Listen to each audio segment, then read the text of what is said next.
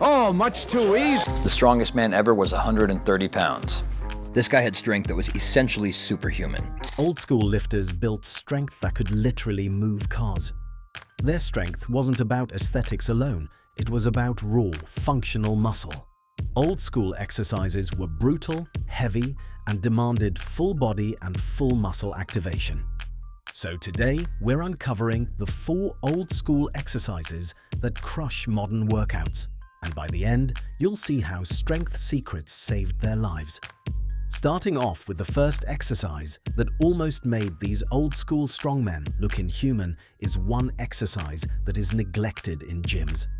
The car pull. Yes, you heard that right. The car pull. Scott is really paying dividends now. He's going so well, but I bet... This is where the entire body gets activated. Old-school strongmen used to harness a car, rope, or sled and pulled with everything. This isn't about reps or isolation, it's about raw, full-body strength. Every inch of the pull forces your legs, back, traps, shoulders, core, and grip to fire together. Nothing else in a gym hits so many muscles at once while building explosive power and total body density. Car pulling is brutal, but that's the point. You're not just lifting weight, you're moving a massive load against resistance that fights back.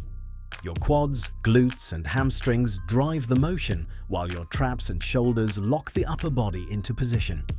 The core is a stabilizer under constant tension. Even your grip and forearms work overtime to maintain control. By the end, it's exhaustion that actually builds size and function, not just soreness.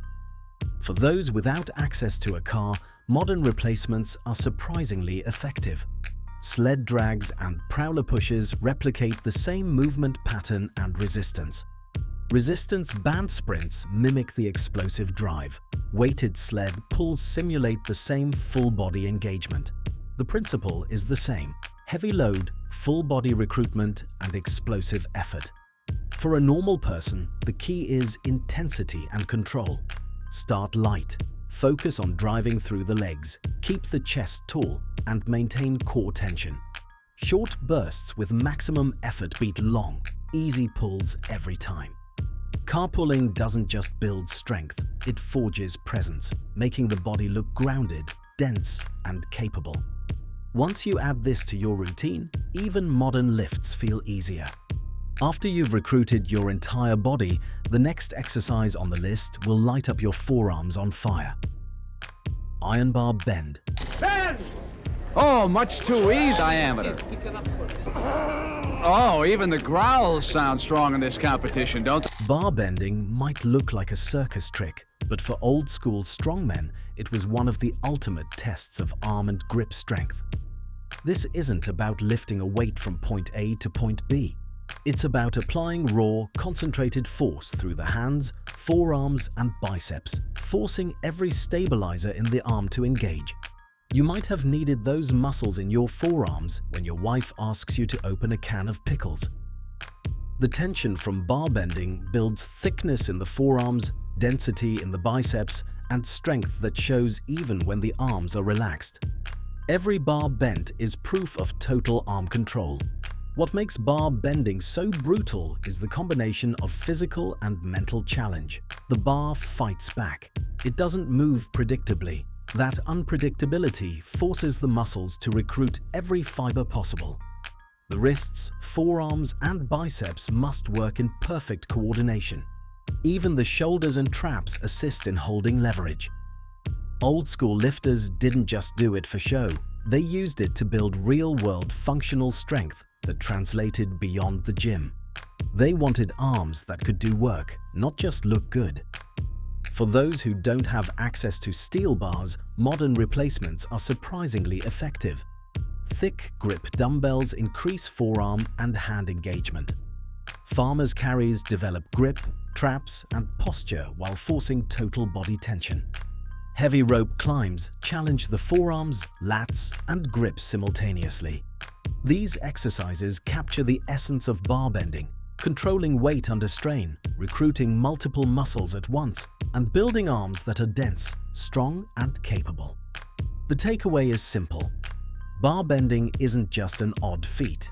It's a grip and arm builder like no other, creating thickness, strength, and toughness that modern isolation exercises often miss. Incorporating similar tension-based exercises ensures your arms and forearms aren't just aesthetic, they're functional, powerful, and resilient. And if you're tired of trying to bend a bar, then a forearm roll can also help you get those jacked forearms. We've talked about the exercises, but what we haven't talked about is one strongman that was close to superhuman. James from Wild Hunt Conditioning explained who this person was. The strongest man ever was 130 pounds. This guy had strength that was essentially superhuman. Despite being just 5'4" and at times as light as 130 pounds, he was an amateur strongman who paid the bills by pounding spikes for the railroad. They called him the Mighty Atom.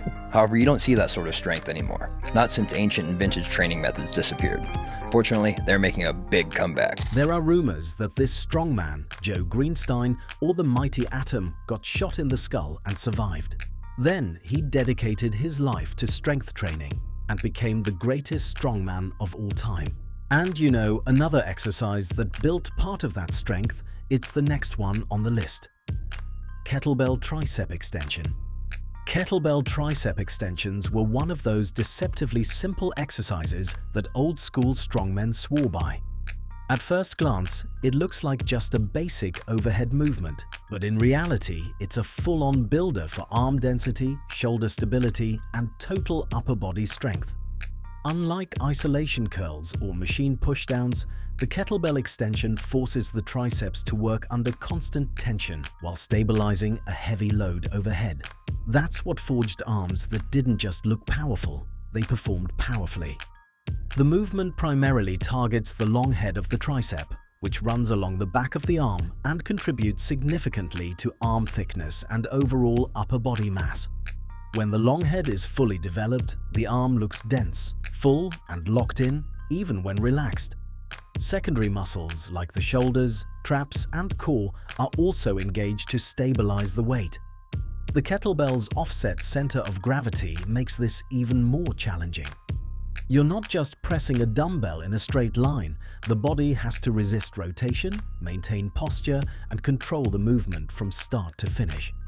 Strongmen used kettlebell tricep extensions to build functional strength. They weren't chasing bicep peaks or a pump, they were training arms to press, throw, and lift heavy objects with stability and endurance. A strong tricep translates to better pressing strength, stronger carries, and thicker shoulders because of the way the tricep integrates into overall upper body mechanics. For a normal person, this exercise can be added with a single kettlebell held in both hands. Keep the elbows close to the head, lower the kettlebell behind your skull, and press back up slowly, controlling the weight. 3 to 4 sets of 10 to 12 reps builds thickness and density. Over time, the arms won't just look bigger, they'll feel anchored, powerful, and capable, the way old-school strength was built. And the last exercise on the list is something strongmen have done unconsciously when they were building train tracks using hammers. Sledgehammer workout. The sledgehammer workout was one of the most brutal and effective tools old-school strongmen used to build real, functional power. It wasn't flashy. It wasn't measured in perfect reps. It was about repeated force, coordination, and endurance. Swinging a heavy hammer into a tire or solid surface trained the body to generate power from the ground up, the same way real strength is used outside the gym. Every swing recruits the hips, core, shoulders, arms, and grip at the same time. The legs initiate the movement, the core transfers force, and the shoulders and arms finish it. That chain of power is what forged thick waists, dense shoulders, and forearms that looked carved from stone. Unlike machines that isolate muscles, the sledgehammer forces the body to work as a single unit. If your timing is off, the hammer tells you immediately. Old strongmen favored this workout because it built strength that didn't fade under fatigue. Swing after swing, the heart rate climbs, the grip burns, and the shoulders fill with tension. Yet the body adapts by becoming tougher, more coordinated, and more resilient. This was conditioning that built muscle density instead of just exhaustion. It created bodies that could keep working when others quit. For modern lifters, the Sledgehammer workout still holds massive value.